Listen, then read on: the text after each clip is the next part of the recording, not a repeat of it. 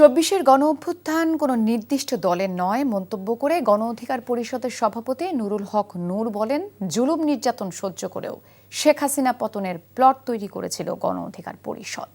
বিকেলে রাজধানীর জাতীয় প্রেস ক্লাবে আইনজীবী অধিকার পরিষদের আয়োজনে জুলাই কারাবন্দীদের স্মৃতিচারণ শীর্ষক আলোচনা সভায় এসব কথা বলেন তিনি। কোনো নির্দিষ্ট সুবিধার জন্য রাজনীতি করেনি গণ অধিকার পরিষদ উল্লেখ করে নুরুল হক বলেন, জুলাই এখনো জাগ্রত।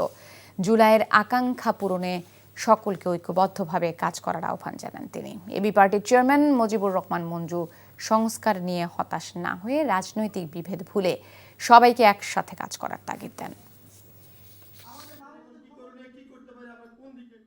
আন্দোলনটা এখন যেটা আমরা দেখতে পাচ্ছি যে অনেকে মনে করছে যে আমরাই করেছি, আমরাই আন্দোলনের বাপ মা।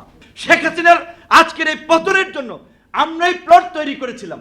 জুলাই বাংলাদেশে জাগ্রত থাকবে এবং জুলাইয়ের আকাঙ্ক্ষা বাস্তবায়নে আমরা জাগ্রত থাকব এবং আমাদের জাগরণের মধ্যে দিয়েই আমাদের সেই কাঙ্ক্ষিত নতুন বাংলাদেশ আমরা গড়ে তুলব। আল্লাহর ওয়াস্তে ঐক্যটা বজায় রাখেন, রাষ্ট্রটাকে একটা জায়গায় নেন, সংস্কারগুলোর সাথে সবাই একমত হন এবং এই নতুন বাংলাদেশটাকে আমরা গড়ি। সেই নতুন বাংলাদেশটা গড়ার পরে আমরা আওয়ামী লীগকে বলবো যে অজু কালাম করে গোসল টোসল করে তওবা তিল্লা করে আসেন, আপনাদেরকেও আমরা আমাদের রাজনীতিতে আমরা রিকনসিলিয়েশন করতে চাই। বান্ডেল থাকলে প্রতি সেনমানিতে টাকা বাঁচবে। বিকাশ সেনমানি বান্ডেল কিনে জিতুন প্রতি লেনদেনে।